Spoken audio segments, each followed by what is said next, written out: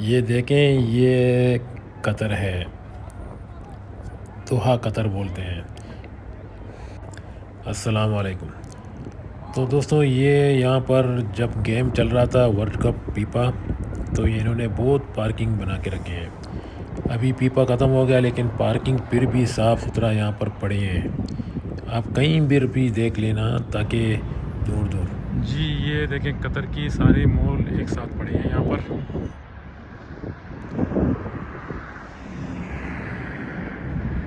वो लुलु एपर है और ये अरब मॉल है। इसके अलावा आगे जाके तो लैंडमार्क आ जाता है फिर।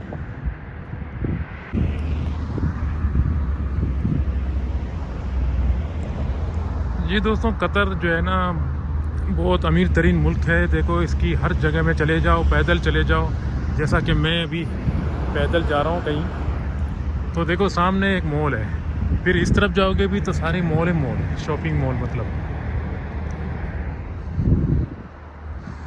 और यहाँ पर आबादी भी तो कम है, इस वजह से इन्होंने ऐसे ऐसे रास्ते बनाए हैं। देखो, बिल्कुल साफ़ है। गर्मी तो होता है इस मुल्कों में, लेकिन इन ऐसे मुल्कों में, लेकिन सफाई की वजह से जो है ना, गर्मी का पता नहीं चलता है।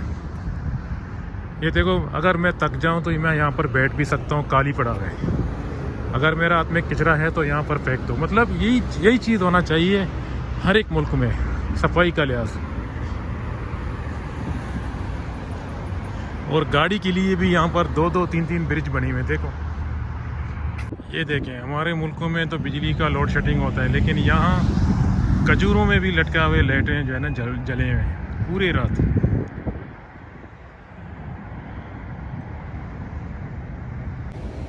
दिन हो चाहे रात, ये मुल्क देखने में हमेशा खूबसूरत दिखता है। आप कहीं पर भी देख लें तो आपको कुछ ना कुछ साफ़ सुथरा व्यू दिखेगा।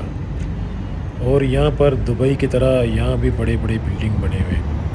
अगर आप नीचे से जाओगे पैदल कहीं भी, तो आपको जो है ना, ये बिल्डिंग हर जगह में दिखेंगे इस तरह की। ये दोहा कतर सिटी में बड़े बड़े बिल्डिंग हैं यहाँ पर।